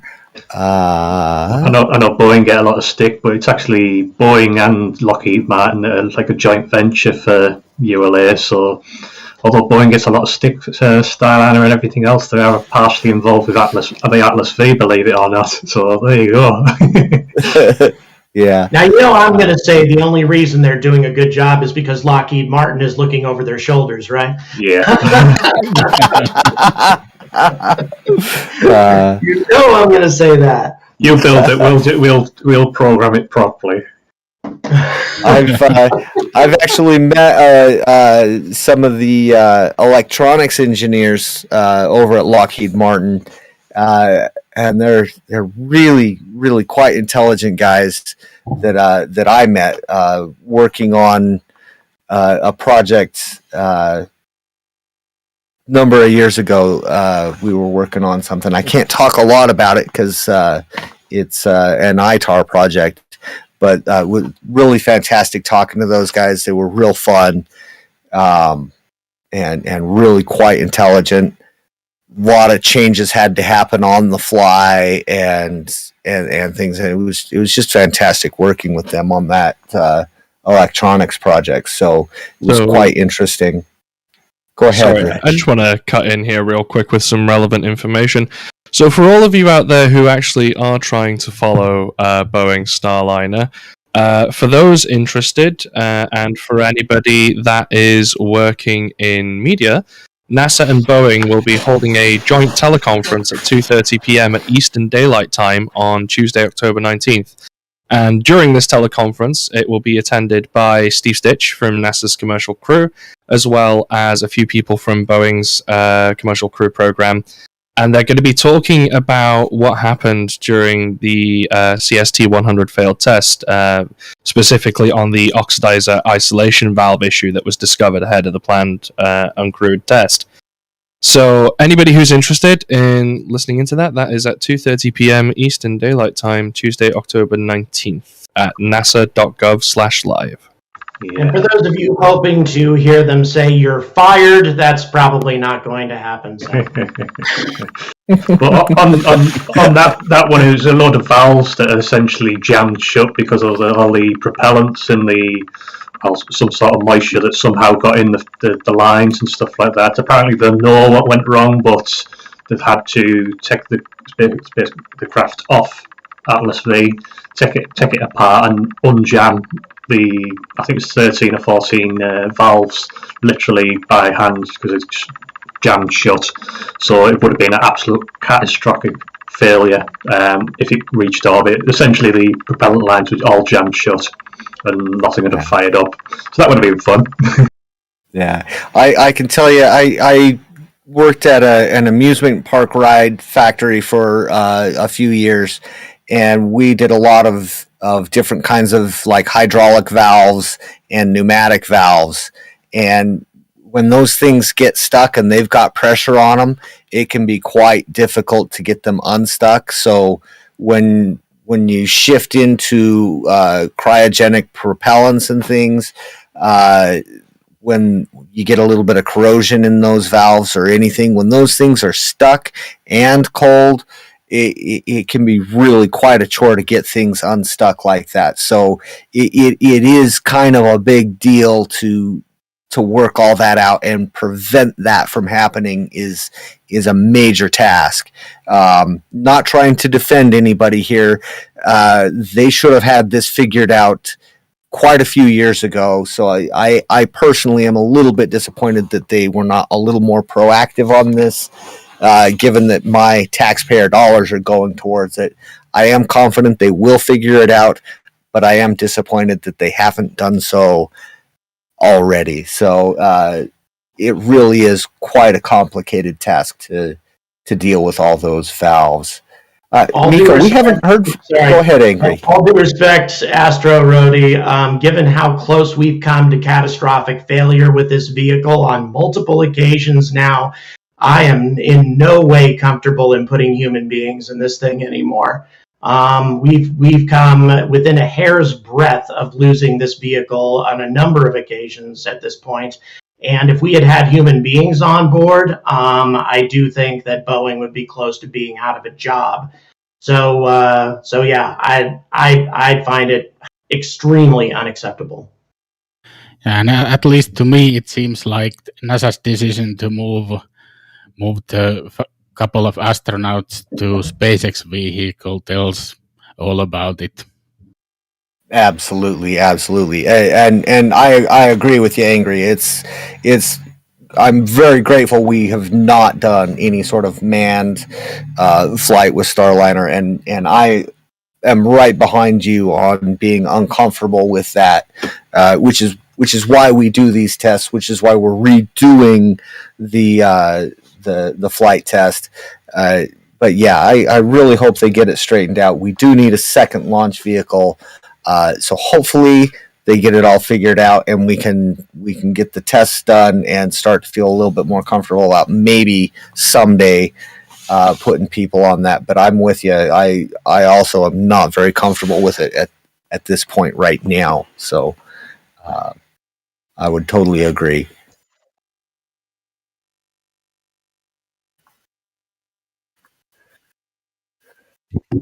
I can take that one. Phil in chat. Yeah, Phil asks in chat. So if Lucy is a success, when do you think we can send the same kind of spaceship to Alpha Centauri?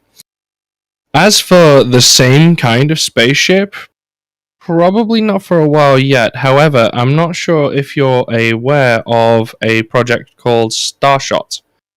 Project Starshot. This is a project which aims to have lots of nano spacecraft fired through to Alpha Centauri using a laser, effectively.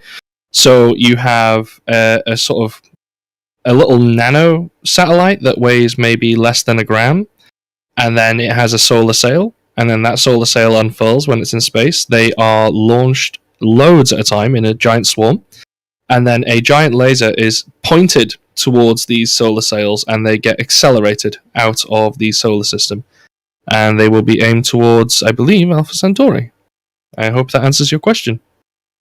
Yeah, and if you want a little bit more information about that, we have a couple of videos with Dr. Ryan McDonald, Martian colonist. One is titled WD1856b, and the other one is titled Hot Jupiter. So you're welcome to check those out on our channel, and that'll give you a little bit more information, not only about Starshot, but some of the other upcoming intrasolar missions coming up, and some telescopes information, JWST. We really go over quite a bit of various information in that two-part becoming multiplanetary episode. So quite some in-depth information out there right here on our channel. So feel free to check that out.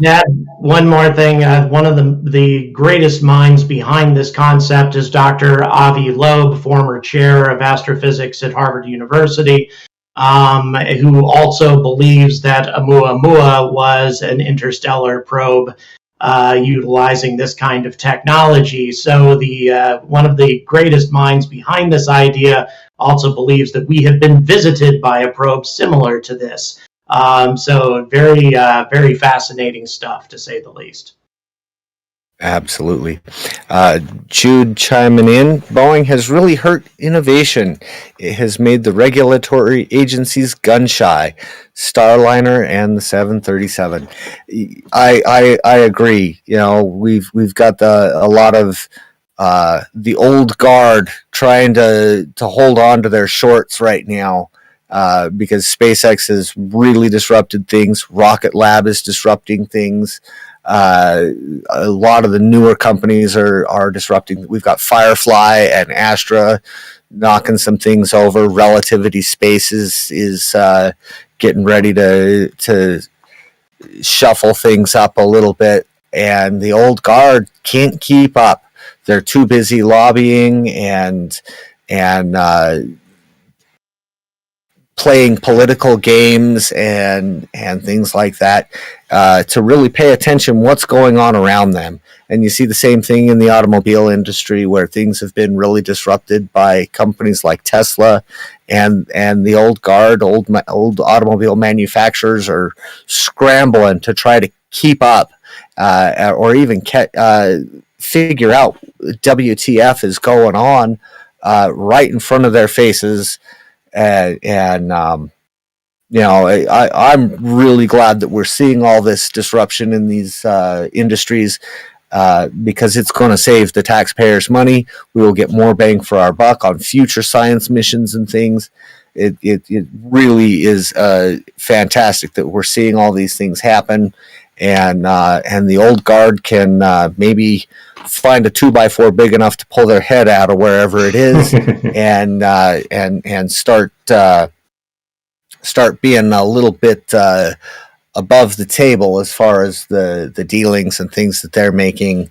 Maybe change some of their practices and behaviors, and we can start seeing some real progress in the space industry and other industries around the globe, and we can start behaving like adults around here instead of kindergartners stealing each other's toys and throwing salt at each other and things. So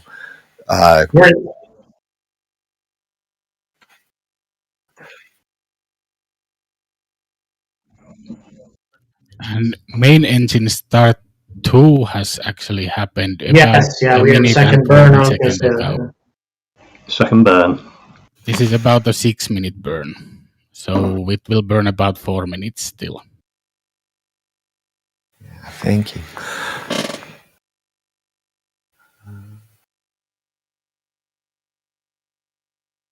Going smoothly. But yeah, another message from Alan Anderters. How can they get signal back from such a small spacecraft with the vicinity of Alpha Centauri? Quite an interesting question, but they have deep space listening, just receiving satellites and everything, ground stations all over the world. So they listen out for the faintest signals. Even the Voyager 1 and 2, they're still picking signals up from those that are God knows how far away now. But all the satellites they're still receiving to ground stations around the world, back to NASA and various other stations all collaborate together to upload information and also receive that information from wherever they may be in our solar system, really. To go a bit more in depth on that answer, Alan, you're asking how can they get a signal back from such a small spacecraft.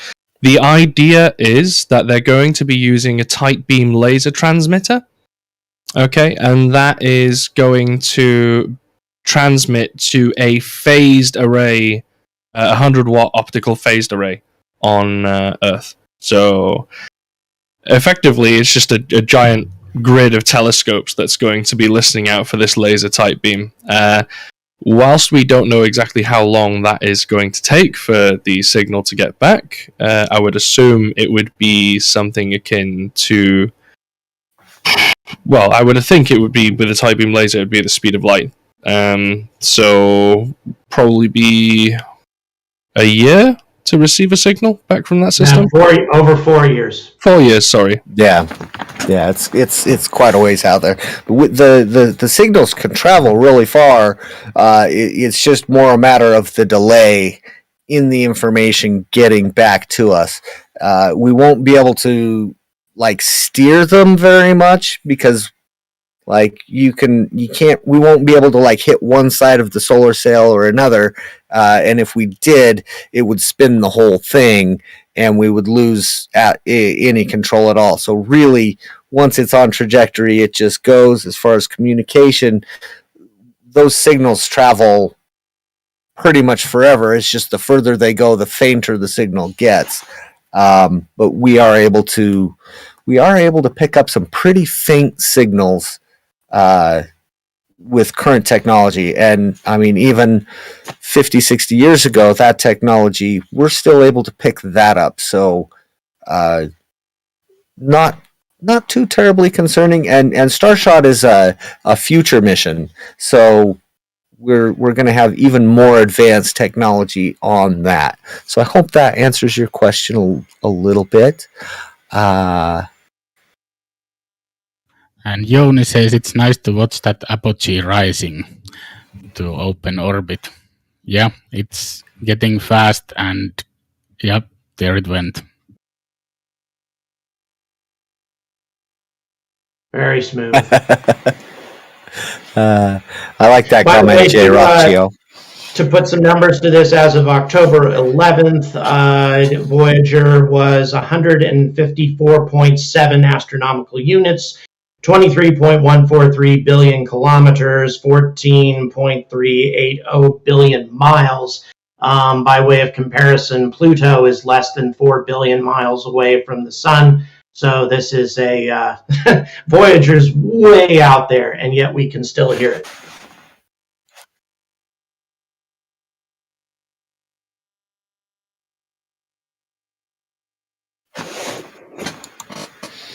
Phil, I can take that question. So it's a question about, will Lucy be able to get shots of Jupiter or Juno? And the answer is no. I was listening to a press update yesterday, and yeah, I think Lucy is closest to Jupiter when it's on near Earth, because those Trojans are so far away. And yeah, we have main engine cutoff too. Yeah, just over 10 minutes to spacecraft. Sorry to cut in. So just over 10 minutes to spacecraft separation. We're very, very close to the key moment here to determine whether or not this is going to be a success, at least in the early stages. Yeah. To expand on what Miko was saying, the Trojan swarms are the same distance from Jupiter as Jupiter is from the Sun. They form an double equilateral triangle, So they are very far away, and yeah, the closest Lucy will ever be to Jupiter is was it next year's slingshot? I think is when it's the closest to Jupiter. Yeah. I don't remember if it was liftoff or the second slingshot, or sorry, the first slingshot. So, yeah, that's the closest Lucy will ever get to Jupiter itself. But it will get right up in the face of both of the L4 and the L5 Trojan swarms. So we have some waving from Ryan. I'm back. Welcome back. Speaking of which, I think I need to get up and stretch my legs for a minute. So I'm going to go ahead and hide my face for a moment. And I will be back in a few minutes. But absolutely incredible launch today. Thank you so much for everyone joining us. As always, leave your questions below. It doesn't necessarily have to be about Lucy. We can open up the floor to other topics while this launch is going on. But how are things with Astro Angry? I continue to be in a state of awe. Really, I am. I mean, this mission was planned so long ago. The launch date was established for October 16th, and that's exactly what we're seeing here. I really expected, to be honest, that ULA would have a scrub, and maybe a couple of days later, since they had a 21-day launch window, go for it then, just to make absolutely sure they had all their ducks in a row. But instead, they moved this rocket out to the pad just a few days ago and just went like this was any other launch, just like this was some sort of satellite launch to geostationary orbit or anything else. It's just another walk in the park for these guys. I'm impressed. I am seriously impressed with these guys. So, and they're part of the old guard. Yeah, absolutely incredible. I think the goal for launch was 90%, so I think there's a reasonably good chance it was going to go anywhere and everything. But incredible to see this rocket launch again. But like you say, we'll see in the next 5 to 10 years, we'll see less and less of these kind of rockets, albeit we've got SLS in the background and everything. How things will play out with that, I don't know, but it'll be interesting to see. Yeah, absolutely. And we can actually tie this launch to the Boeing Starliner, because I think ULA took the booster of the Starliner uncrewed mission test for this one.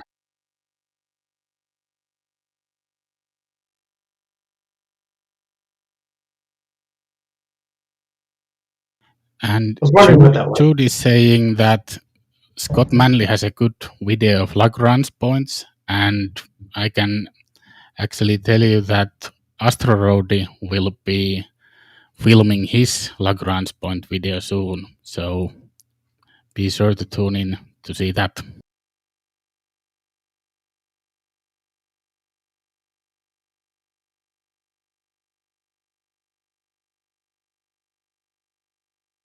Of course, tomorrow I intend to have a live stream, although the topic, I'm keeping that to myself at the moment until I'm absolutely certain as to what sort of content I can have available. But nevertheless, yes, I will be live streaming tomorrow. This is just an estimate at this point, but I'm looking at 2 p.m. Eastern Time. That should be 6 p.m. Greenwich Mean Time, 7 p.m. in the UK, etc. But that's what we'll be looking at tomorrow. I'll be sure to tune into that one. But thanks, guys. I really appreciate being here. This is such a phenomenal thing that you guys have accomplished. This from a visual standpoint, and the coordination required to make people, to bring people all over the planet together for this momentous time for NASA. Wow. And for the human species. I mean, this is going to bring so much future benefit to us, both scientifically and even from practical standpoints, from the average guy on the street. There's a lot of benefit that can be gained from this mission. Yeah, absolutely. And Sean, yeah, Ryan did have some audio issues. Would you do a check now? There was some clicking in the background.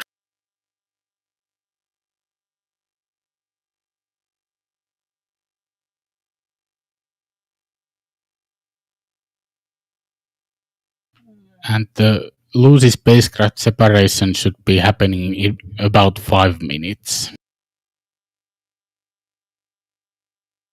Still tense. This is a moment. This is a key moment as well. Obviously, everything has to perform flawlessly. So I'm feeling very confident, though. Angry, did you watch the Chinese launch some astronauts yesterday? I did not. I haven't caught up with that one yet. Anybody who watches my channel knows that sometimes I tend to be very critical of that space program, but at the same time, this is a remarkable accomplishment for them. For those of you who watched my video about how Roscosmos is underusing their female talent in their country, this is the third female taikonaut that is going to low Earth orbit. The Russians have sent 4 women in the entire history of their space program. And the Chinese have already sent a third. I don't think this is for any propaganda reasons. I think they're just simply being more egalitarian than Roscosmos. How is that possible? How does that happen? But that is what's happening, and I'm impressed with that, definitely. Yeah, me too. And I do think this Chinese woman has been once to space before. Yeah, I definitely need to do more research on that one. I definitely intended to do some more information on that. So, and perhaps try to be a little less critical this time. Yeah, and they actually live streamed the launch this time, so that was a good decision from them. Yeah, I didn't know that. Welcome back, Asteroid. Hi, everybody.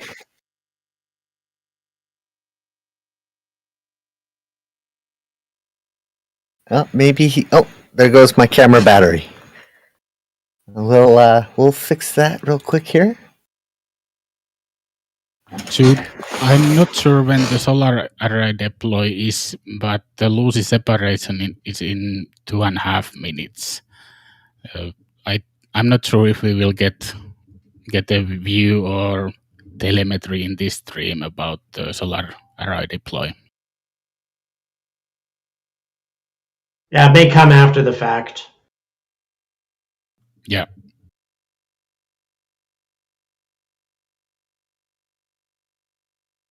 And there was, I think it was yesterday, there was some Russian engine problems on the ISS. The MS-18 spacecraft couldn't stop firing its engines until it ran out of fuel.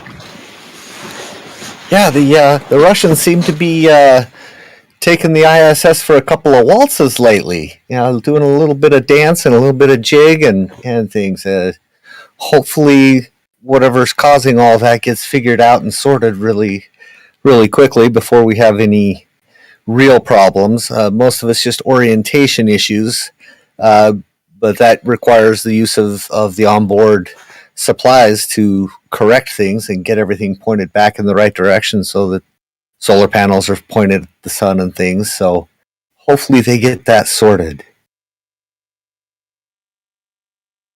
Yeah, hopefully. It would be best for everyone. Absolutely. 1 minute or so. 1 minute mark.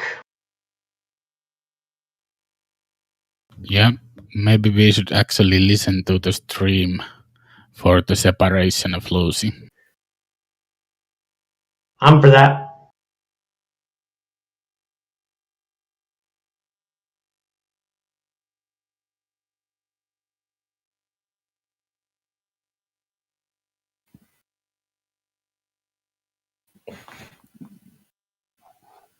Excuse me. 30 seconds.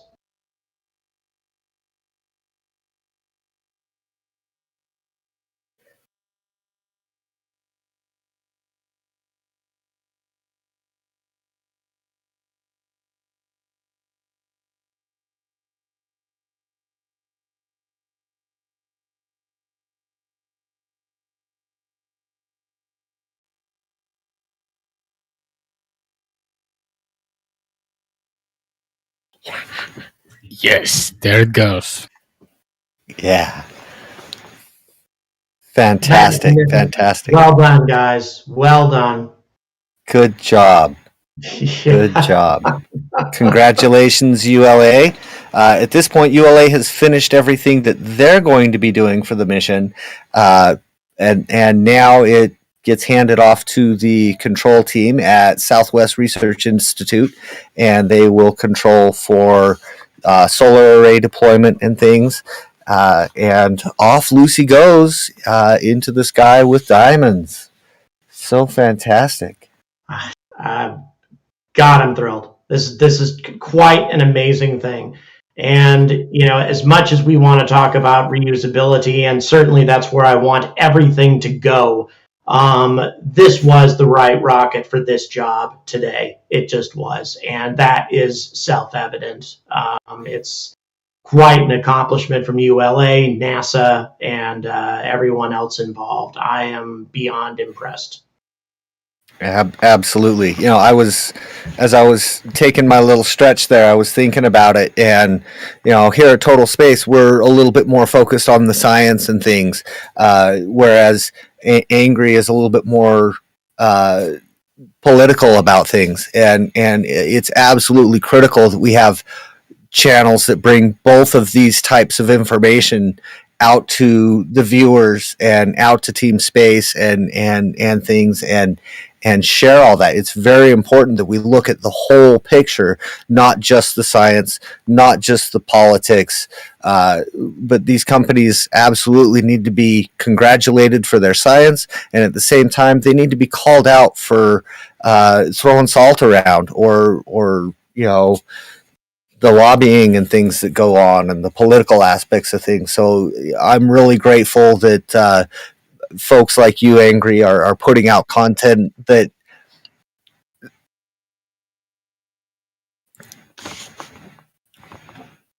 sorry, I got sidelined there. Yeah, it's really important that that these companies get called out for what they're doing right and what they're doing wrong. And so I'm really glad that creators like yourself, Angry, are out there calling these companies to the floor for the baloney that they're pulling. You know, here on Total Space, we're a little bit more Team Space oriented and are more focused on the science. And it's really important that information gets out as well. So we need a good, healthy mix out there in the content creator world, bringing this information to our audiences about all the things that are going on. You know, it's about the whole picture, and everybody has their own little focus and things. It's been so great having you as a special guest here on our stream and dual streaming this. This has been very fun for I hope everybody out there in the audience as well. It's been very fun for everyone here at Total Space. Hopefully next time we do something like this, we can get the audio just a little bit better for you guys. Again, we did not have time to test everything as much as we would have liked to. So hopefully it wasn't terabad. But thank you so much, everybody, for joining us. I'm Asteroid. You can see on the screen our Twitter tags for everybody. Give us a follow. We bring you all sorts of updates to information on things that are going on out there. Feel free to subscribe, click like buttons on both channels and things. Anything you would like to do to support just viewing is a huge help and whatnot. Angry, do you want to chat for a few minutes? Oh, as always, stay angry about space, guys. We have to hold these companies definitely to account for what they're doing. I come under criticism for supporting ULA, but the fact of the matter is this is a company that's embracing reusability. They're embracing innovation. They're not counting on their long-term relationships with NASA and the military to secure them contracts. Instead, they are going forward with innovation as SpaceX does because they recognize that that's what's necessary in order to be competitive in this environment, and I applaud that, as I applaud any organization that embraces reusability, embraces innovation. So this was an expendable rocket, but it's a solid rocket, and it just demonstrated that today, again, maintaining its flawless record. So stay angry about space, guys. Absolutely. Yeah. Stay angry about space. Absolutely. Looks like Ryan from the Space Update is having some connectivity issues, so we have dropped him off. I think we're going to bring Rich back in on that spot if we can, and fill that space while we get ready to close things out. Looks like we got another super chat from Sean there. I don't know if that happened while I was away. But we got the super chat just like a minute ago.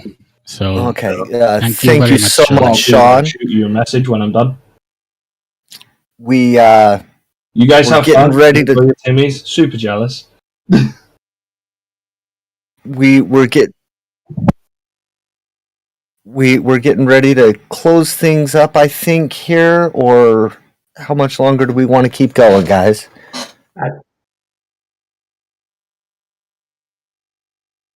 Okay. I'm Asteroid. I'm one of the stream hosts over here at Total Space. I'm so glad all of you were able to join us. We're going to be closing things out here. Again, Ryan has had some connectivity issues, so he has dropped off. I'm here in voice if you can't hear me. He's here in voice, but had some camera issues. So Ryan, do you wanna say some goodbyes as we get ready to close out?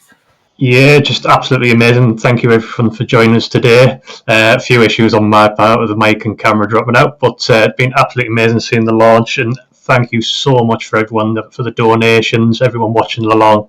We're going to be trying to bring you a lot more of these live streams very, very soon. So thank you everyone, and I've been Ryan from the Space Update. Thank you so much. Thank you so much. Miko, do you have any final words for us? Yeah, Mikko and I do the deep dive episodes on our channel, and thanks everyone for joining and all the super chats, and most importantly, thanks Angry Astronaut for joining our stream. It's been a fun stream. I'm honored. Thank you for inviting me. Absolutely. So for anybody who's not aware, we do have an interview from quite early in our channel where Angry joins us and we talk about some things. We'll try to throw a link to that in the description at some point, maybe a link in chat before we close out, but check that out if you would like. We probably will have some more stuff coming between the two channels. It's been so great, so fun having you here, Angry. I hope the audience has enjoyed this. Angry, just love your content. It's great seeing it. Great having somebody that calls these companies out for the baloney that they pull and whatnot. Do you have any other final words for us as we get ready to run our outro? I have some. Like and subscribe this channel. Like and subscribe Total Space, guys, and watch their content. And also, I've been Rich LB from Becoming Multiplanetary. I've been here in the background as Mr. Narrator. Thank you all for coming today and watching this live stream. Thank you all for the super chats. Thank you to all of Angry's viewers who'd come over and also liked and subscribed to our channel. We really, really appreciate that. And also, thank you to you, Angry, for coming and doing this collaboration with us today. We really, really appreciate it. Bye, everybody. Thanks for coming. Guys. Take it easy, guys. Bye-bye.